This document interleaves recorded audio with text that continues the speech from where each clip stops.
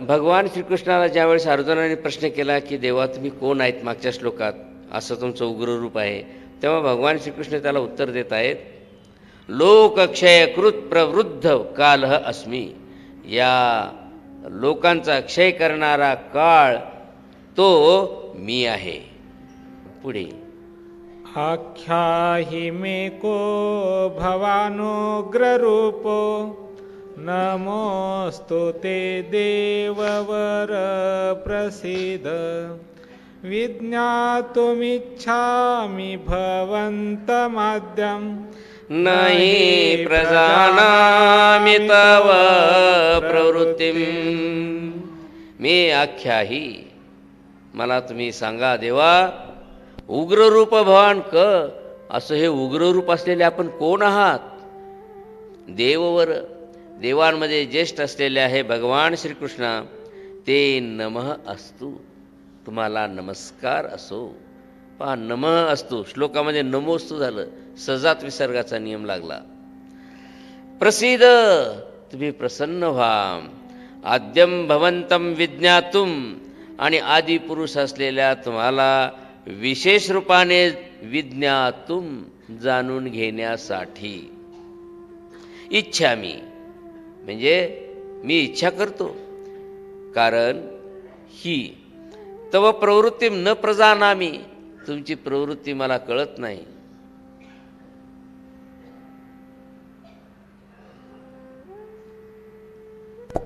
आद्यम, आद्यम आदिपुरुष, प्रथम आदिपुरुष ना, सगळ्या पुरुषांच्या अगोदरचा, म्हणून आद्यम पुरुषम.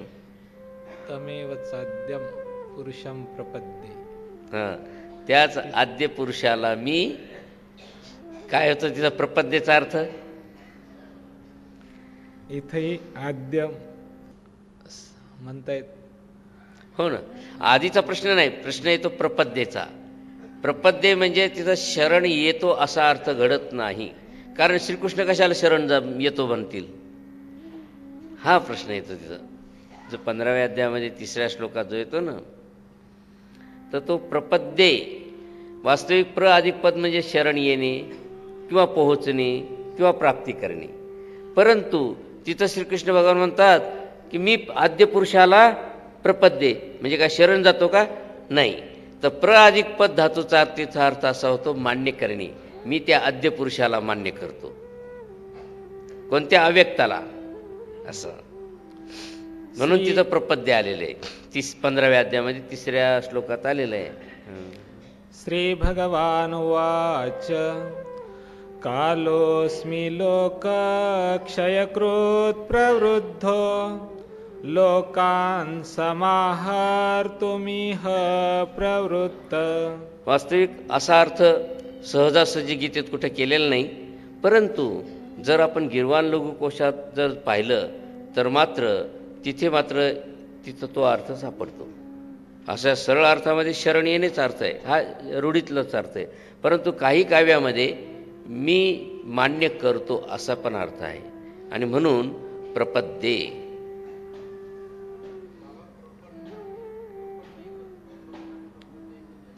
प्रपद्य हे लकारातलं रूप आलं, आणि प्रपन्न हे रूप याला म्हणतात की धातू साधित, म्हणजे जसं गमगत तसं पद धातूचं पन्न होत असते प्रपन्न. जसं गमगत भूभूत तसं पद धातूचं प्रपद झालं तर प्रपन्न असं होत असते. काही वेळेला तच्या जागी न येतो, असं अर्थ सारखा. परंतु तिथं भूतकाळी विशेषण असल्यामुळं ते ज्याचं विशेषण आहे त्याप्रमाणे त्याचं रूप चालत. पुल्लिंगी, स्त्रीलिंगी, नपुंसकलिंगी, किंवा तो ज्या वचनात आहे त्या वचनाप्रमाणे. त आणि तवत हे 2 प्रत्यय आहेत. प्रपन्न प्रपद्य अर्थ सारखाच आहे. समान धर्मी प्रपन्न. काय म्हणले? समान धर्मी प्रपन्न. अच्छा, हां हां हां, बरोबर आहे ना. प्र अधिक पद म्हणजे तिथे काय झालेलं आहे की उपलब्ध, प्राप्त होणे असा अर्थ आहे. त्या प्रपन्नाला प्रति लागला शब्द लागला पुन्हा. समान धर्मी प्रतिपन्न. हो, म्हणजे समान धर्मीय सोबतच ही उपलब्धता होते असं. श्रीभगवानुवाच प्रपद्य जर म्हणलं असतं, कालोऽस्मिलोकक्षयकृत् प्रवृद्धो लोकान् समाहर्तुमिह प्रवृत्त ऋतेऽपि त्वां न भविष्यन्ति सर्वे एव स्थिता प्रत्यनीकेषु योधा. आणि ते प्रपद्य म्हणलं असताना आत्मनेपदी उत्तम पुरुष एकवचन होते. ई प्रत्यय, ई वहे महे असं असते. तर भगवान श्रीकृष्णाला ज्यावेळेस अर्जुनाने प्रश्न केला की देवा तुम्ही कोण आहेत मागच्या श्लोकात, असं तुमचं उग्र रूप आहे, तेव्हा भगवान श्रीकृष्ण त्याला उत्तर देत आहेत, लोकक्षयकृत प्रवृद्ध कालः अस्मी. या लोकांचा क्षय करणारा काळ तो मी आहे. आता विशेषतः संस्कृतमध्ये कर्ता जरी नसला तरी जर लकारातलं रूप असलं तर त्यावरून कर्ता ओळखता येतो. अस्मी रूप आल्याबरोबर तिकडं कर्ता अहम आहे हे सिद्ध होतं. किंवा कधीकधी संस्कृतामध्ये कर्ता अध्यारूप ठेवतात आणि कृ भू अस या 3 धातूचे रूप नाही वापरले तरी चालत असतात काव्यामध्ये. म्हणजे आपण धरून घ्यायचे असतात कृ भू आणि अस या 3 धातूचे. इह लोकान समाहर्तुम प्रवृत्त, या लोकांना नष्ट करण्यासाठी मी आता प्रवृत्त झालो. ये प्रत्यनिकेषु अवस्थितः, जे काही या प्रतिपक्षामध्ये उभे आहेत, योधा म्हणजे योद्धे लोक, सर्वे त्वामृते, सगळेचे सगळे तुझ्याशिवाय. आता पहा ऋते, ऋते या वेळेला द्वितीया, तृतीया किंवा पंचमी याची गरज असते कारक प्रकरणाच्या नियमानं, आणि म्हणून त्वाम इथं द्वितीया त्यानं वापरली. किंवा त्वतृते पंचमी पण वापरतात. तर इथे संहाराची प्रवृत्ती झाली काय कृष्णानं, असं म्हणता होय? नाही, हे अर्जुनाला निरूपण करायलेत की आता या युद्धामध्ये मी ह्या सगळ्यांना तुला सोडून, मग संहाराची म्हणल्यावर त्याच्या सहित होईल अवतार बी कारणे जातील मग, नाही का बाबा. ते स्वामी म्हणतात की मी काळ आहे. हो, हे कोण्या अर्थाने म्हणायचं आहे? कारण धर्मसंस्थापनार्थ आहे. आणि तिथं काय म्हणले त्यांनी की दुष्टाचा नाश करण्यासाठी येण्यार्थी आता मी नाश करायला झालो तयार, नाही का. यदा यदा हि धर्मस्य ग्लानिर्भवति भारत अभ्युत्थानम अधर्मस्य तदात्मानं सृजाम्य. हां, याचं कारण आहे ते दुष्ट नव्हते परंतु त्यांचं अनुकरण करणारे होते म्हणून. हो ना, मग हो, यांचा युद्धाच्या नियमाप्रमाणे त्यांना संरक्षण नाही. ते जर ईश्वरीचे भक्त असते तर संरक्षण झालं असतं. युद्धाच्या नियमाप्रमाणे तिकून इकडं वार झाल्यानंतर मरणारच, नाही का. हे जर ईश्वरीचे भक्त असते तर मेले नसते. म्हणून तर म्हणलं ना, एका उद्धवा अर्जुनाचे शिर खाली पडते तर येरवाईचे डौळ येरवाई घाली जाते. उद्धवाने अर्जुनच का धरून दिले, याचं कारण हे 2 भक्त होते, नाही का बाबाजी. बाबा पण बहुमत दुर्योधनाकडेच आहे बाबा. चांगला आहे तो. अर्थातच, बिलकुल बिलकुल चांगला आहे माणूस तो.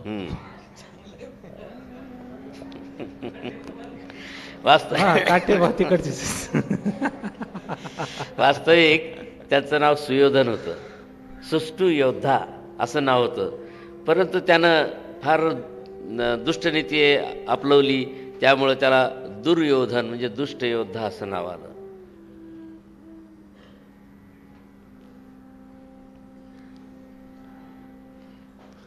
आता योधन, योधन आणि निर्वचन हा जो प्रत्यय हा ल्यूट प्रत्यय आहे.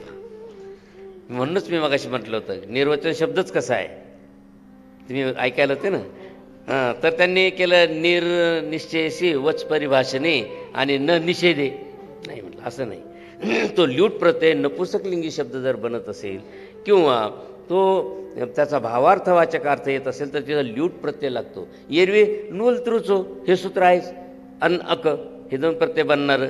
परंतु तिथं मात्र निर्वचन, वचन जो शब्द बनला जसं योधन, हां, इथं अन प्रत्यय लागलेला असतो तो योद्धा तुला.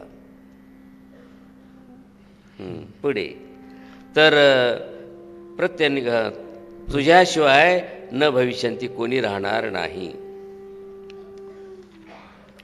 तस्मात् त्वमुत्तिष्ठ यशो लभस्व जित्वा शत्रून् भुङ्क्ष्व राज्यं समृद्धम्.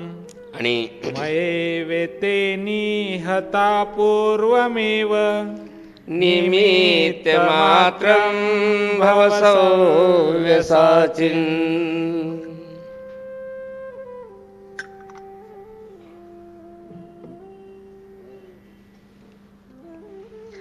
तस्मात तस्मात कस्मात म्हणून त्वम उत्तिष्ठ अर्जुना उठ उभा राहा. म्हणजे पहा तो पहिल्या अध्यायामध्ये जो मागं जाऊन बसलाय तीच अवस्था आणखीन. म्हणून उभा राहा. यशः लभस्व आणि तू यश मिळव.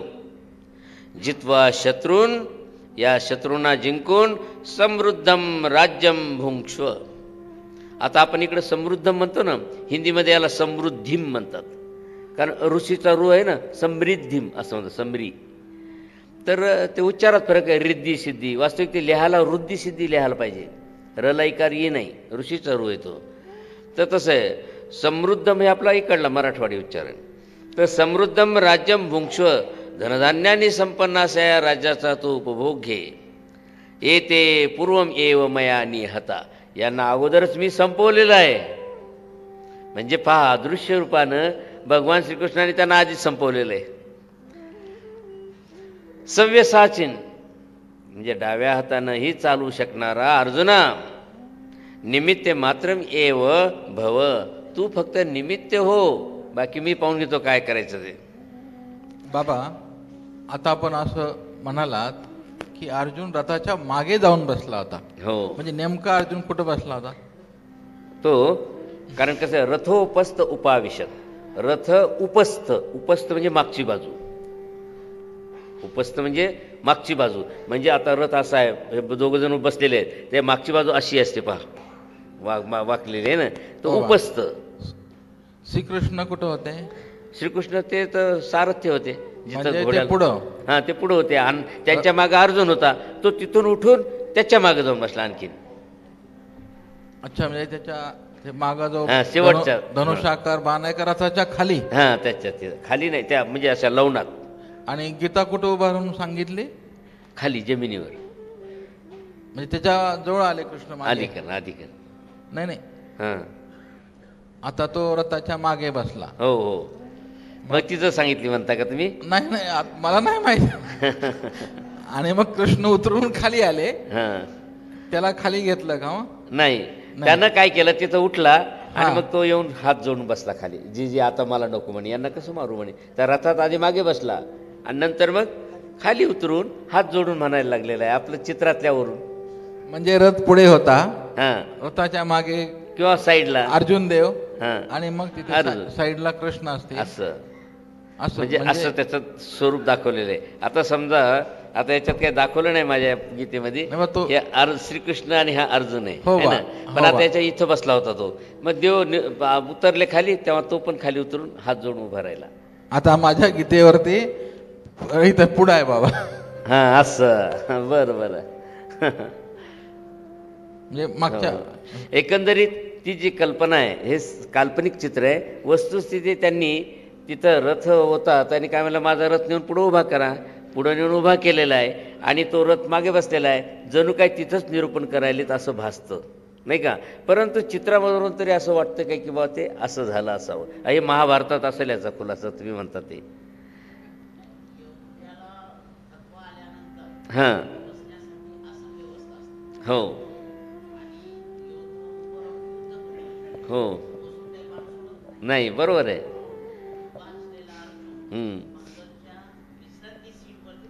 आता थकलाच नाही आणि थकायच्या आधी पळाला. अहो बाबा, वेफतू कंप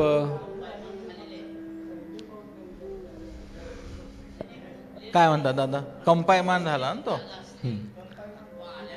घाबरला, भगवान घाम दादा फुटला. तुम्ही वाचलेला आहे ना हा भाग, कसं झालंय बाबा महाभारतामधलं, कसं आहे ते कथानक. पुढं, कारण याच्या त्रोटक रूपात आलेलं आहे, या त्यामुळे याच्यात विषय मंचावरती नाही आला. खराच अर्जुन कुठं बसलाय हा. हे होऊनच जाऊ द्या दादा. ते काटे बाबांनी सांगावं. काशे बाबांचा प्रश्न आहे, आपल्याला त्याचा विचार करून उत्तर पाहावं लागेल, नाही का? नाही, त्यांच्याकडे उत्तर आहे ना. आहे का? असं आहे. नाही बाबा, नुसतं अज्ञान. छान प्रश्न काढला. आता त्याचा विचार करावा लागेल, नाही का शास्त्रीजी? हं.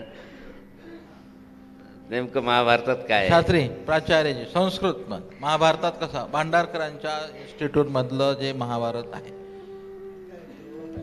तो बाबा ते सैन्य पाहिल्यानंतर नातेवाईक वगैरे होते, त्याचं मन एकदम उद्विग्न झालं, अरे यांना हो. काय मारायचं.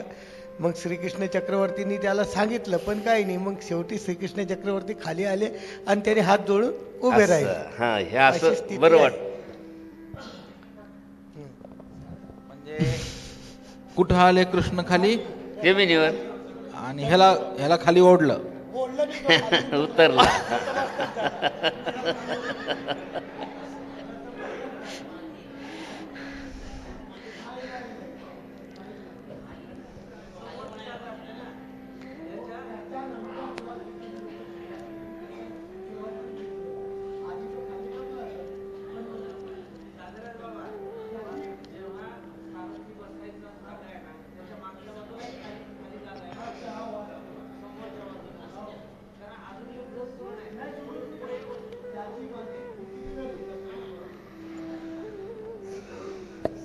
आपण म्हणता ह्याला काही प्रमाण नाही. बाबाने जे म्हणलं ते रथाच्या मागेच आहे, तो वस्तुस्थिती त्याच्या मागच आहे, पण भगवद्गीता खाली उतरूनच त्या आत निरूपण घे असं. हं. जोडूनच खाली निरूपण केलं.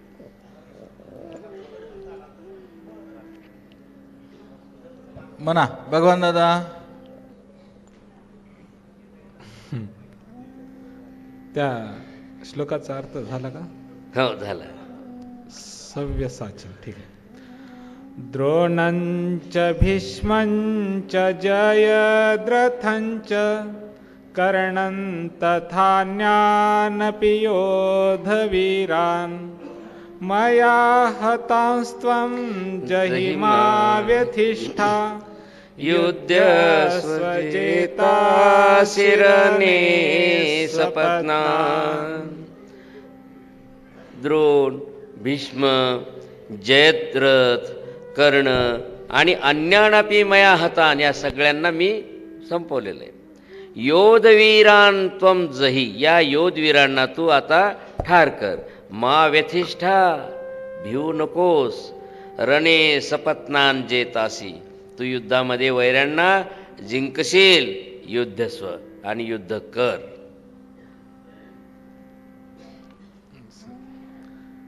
संजय उवाच एतत् श्रुत्वा वचनं केशवस्य कृताञ्जलिर्वेपमान किरीटी नमस्कृत्वा भूय एवाह कृष्णं सगद्गदम्बित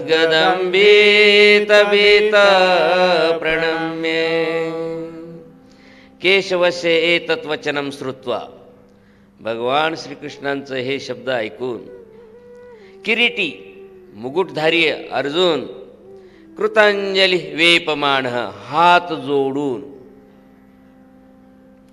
वेपमान थरथर थरथर कापत, नमस्कृत्वा नमस्कार करून, भूय एव पुन्हा एकदा भीत भीत, प्रणम्य नमस्कार करून, कृष्णम सगद्गदम आह, अगदी गदगदित वाणीनं भगवान श्रीकृष्णांना म्हणाला. अर्जुन उवाच स्थाने ऋषिकेश तव प्रकीर्त्या जगत्प्रहृष्यत्यनुरज्यते च रक्षांसि भीतानि दिशो द्रवन्ति सर्वे नमस्यन्ति च सिद्धसंघा. ऋषिकेश, ऋषिक ईश, हृदयाला जिंकणारा ऋषिकेश. स्थाने, की अर्जुन सांगतो स्थाने हे योग्य आहे, योग्य आहे, बरोबर आहे. तव प्रकीर्त्या, तुमच्या गुणगान प्रभाव या कीर्तनानं जगत प्रहृष्यती, अति जग हे काय होत आहे, अगदी हर्षित होत आहे. च अनुरज्यते, आणि त्याचप्रमाणे ते अनुरज्यते. अनुरज्यते म्हणजे असं म्हणलेलं आहे, अनुरागस्तु फलेन सुच्यते. म्हणजे काय, कृतीशिवाय प्रेम हे कृतीतून दिसत असते. अनुरागस्तु, अनुराग म्हणजे प्रेम, हे अनुरागस्तु फलेन सुच्यते, हे कृतीतून दिसत असते, शब्दानं नाही. असं तसे अनुरज्यते म्हणजे ते प्रेम सुद्धा प्राप्त करून घेत आहेत. कोण, हे लोक तुझं ते निरूपण ऐकून हर्षित झालेत आणि ते अनुराग सुद्धा प्राप्त करून घेत आहेत. भीतानि रक्षांशी, मात्र घाबरलेले हे राक्षस दिशः द्रवंती, दिशांनी पळत आहे. च सर्वे सिद्ध संगा, आणि सगळ्या सिद्धगणांचा समुदाय नमस्यंती, नमस्कार करीत आहे. बाबा, इथे सर्व जगाला अतिशय हर्ष, इथे जग पदामध्ये काय अभिप्रेत आहे? इतर लोक जे धार्मिक, बरोबर आहे, जग म्हणजे इतर जे भगवान श्रीकृष्णाला जे श्रद्धेनं भजणारे किंवा वेदवंत किंवा त्यांच्याकडे आकर्षित होणारे, असे हे जग. काय पाहिलंय त्यांनी आता हे कोणचं वर्णन, कोणत्या जगाने, त्यांना काय कळणार आहे, ते लांब आहे तिकडे. नाही, यांना काय तर ऐकलंय त्यांनी? ते काय म्हणतात, त्यांना काही दिसत नाही, पण यांना तर दिसतंय ना. असं काय दिसतंय बाबा? विज्ञानाने दाखवलेलं आहे ना सर्व. विज्ञानाने काय फक्त अर्जुनानेच पाहिलं बाबा. सगळे नाही, युद्ध, नाही, सगळे नाही, युद्ध काय त्याच्यामध्ये गिळाले का ते? हे फक्त अर्जुनाने पाहिलं. मग हे सुद्धा अर्जुनानेच मी पाहत आहे म्हणून सांगत आहे. अर्जुनाला ते जग म्हणजे जग हे हो, मला वाटतं अर्जुन म्हणतात की मी पाहत आहे, अर्जुनाचा श्लोक आहे. हो ना, अर्जुन सांगतो की हे जग बघा मला आनंदाने हर्षीला पावलं, हा पाहिलाय. हो, मग ते कशाला हर्षाला त्या पावते? विराट स्वरूपामध्येच आहे, हे सगळं विराट स्वरूपामध्येच पाहत आहेत. जे विराट स्वरूप जे दिसायले ना, त्यात सगळं जगच दिसू लागलं. त्यातले लोक हात जोडायलेले त्याला दिसायला लागले.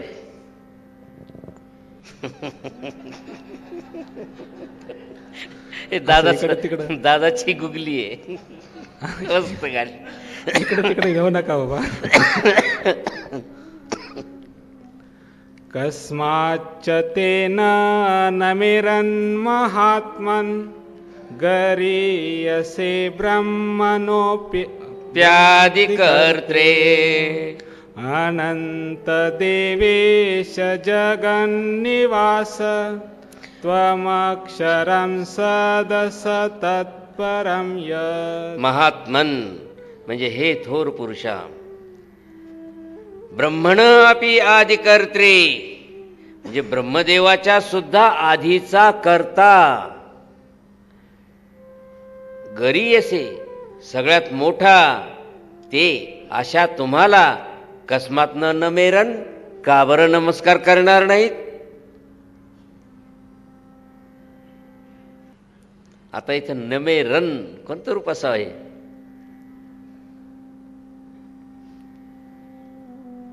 कोणतं रूप असावं? कारण विद्यार्थ्यामध्ये इताम इयू हे रूप कोणतं असावं? तर ह्याला आत्मनेपदी म्हणायचं. इथं इयाताम इरन, इथम इथं असं म्हणून हे असे काही प्रयोग येतात. त्यावेळेस हा शब्द असा का, पटकन आपल्याला जर जिज्ञासा निर्माण झाली तर लगेच त्याचा उकाल होतो. इरन.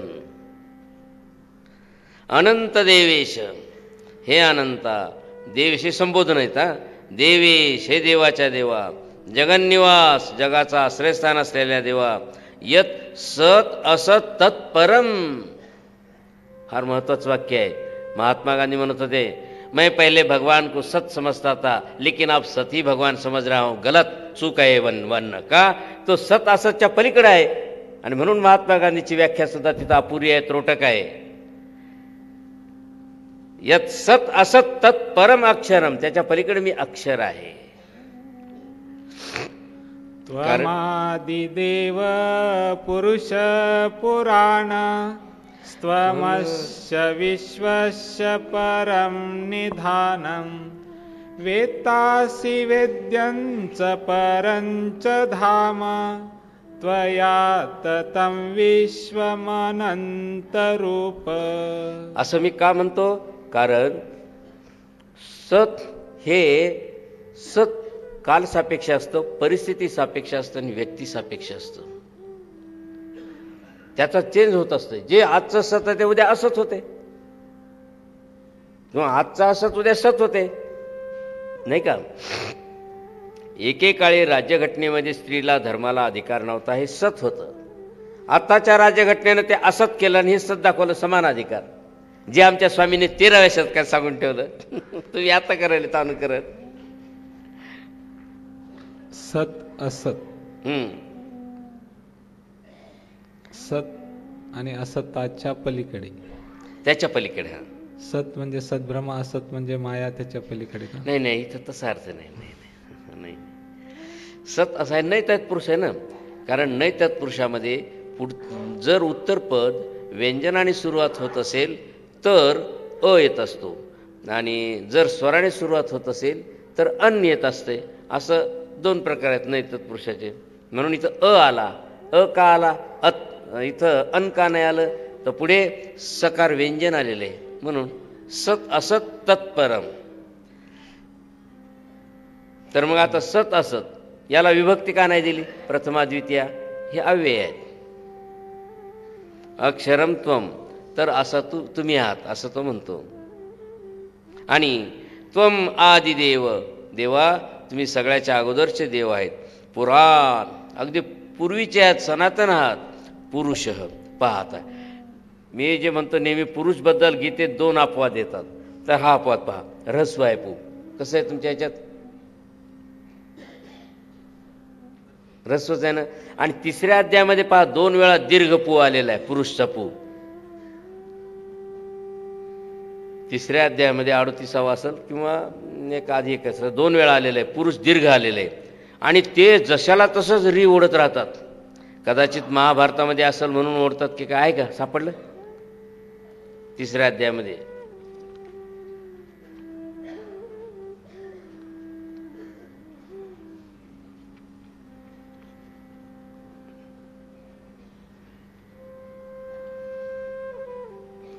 आहे, मागे आपण पाहिलं त्याचं केलं. हो हो, हां, हे पहा 36वा श्लोक पहा. अर्जुन उवाच अथ केन प्रयुक्तोयम पापंचरति पुरुष. दीर्घ आहे. म्हणजे हे जुनं मत मोडायला तयार नसतात. कदाचित महाभारत असेल तर आपणच बदलतो. नाही नाही, असं नाही, असं त्यांचं म्हणणं आहे. जे जुनं लिखित आहे ते तसंच, नाही का? इथं पुरुष पू दीर्घ आणला त्यांनी. आणखी एका ठिकाणी 3ऱ्या अध्यायात दीर्घ पू आलेला आहे. हे 2च अपवाद जर वगळले तर आणखीन काही माझ्या पाहण्यात आले नाही. बाकी सगळे ऱ्हस्व दिसतात.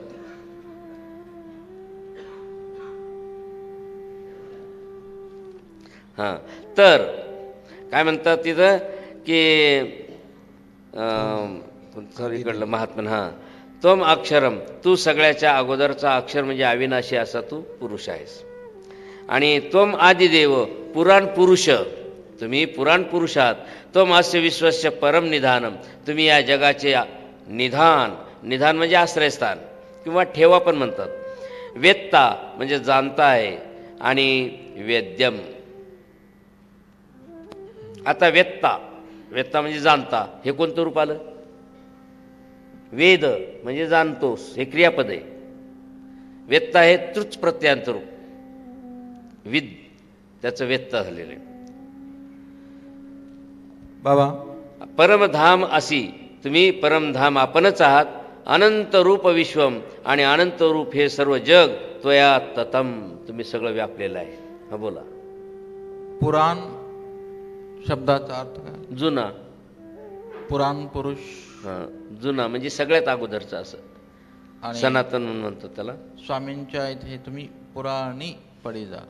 हां, आपल्या गोसाव्यांनी भुटवासांना तुम्ही पुराणी पडी, पुराणी पडती, राणी पडी जा. हां, म्हणजे भविष्यात लिहिल्या गेलेल्या पुराणात म्हणजे पुराण म्हणजे नाही काय? नाही, ते वाक्य नीट म्हणा ना, कशाबद्दल म्हणले का? वचन गोसाव्यांचं वचन आहे. हां हां तुम्ही हां, पडी जाल, बरोबर. पुराणी म्हणजे जे पुढं हां सांगतो बरोबर. ते कसं आहे, आता हे लोक इतिहास लिहितात, हा इतिहास पुढच्या काळात काय होणार? पुराण होणार, जुनं होणार, आणि म्हणून तुम्ही पुराणी पडी जाल. आता जी घटना घडायली हे काय व्हायला सध्याला सांप्रत्य काळ आहे, याच्यामध्ये ते लिहिल्या चाललंय वर्तमानात, नाही का? पण जेव्हा तुम्ही पुढे जासाल त्यावेळेस ते लिहिलेलं काय होईल? पुराण होईल, आणि पुराण झाल्यामुळं पुराणी पडी जाल असं. इतिहास कशाला म्हणतो? इतिहास आहे इति अधिक दहा धातू असावा, बरं का? मला आता नेमका आता आठवण झालं, पण पाहिलेलं मी हे रूप इतिहास. तर इति उपसर्ग ध ठेवून त्यांनी, म्हणजे इति हे रूप ठेवून पुढे 10 धातू आहे की काय, पण असं एक धातू आहे. आता मला नेमकं आठवणार नाही, पाहावं लागेल. उद्याच्याला सांगितलं चालेल? हां, उद्या नक्की सांगेल. वा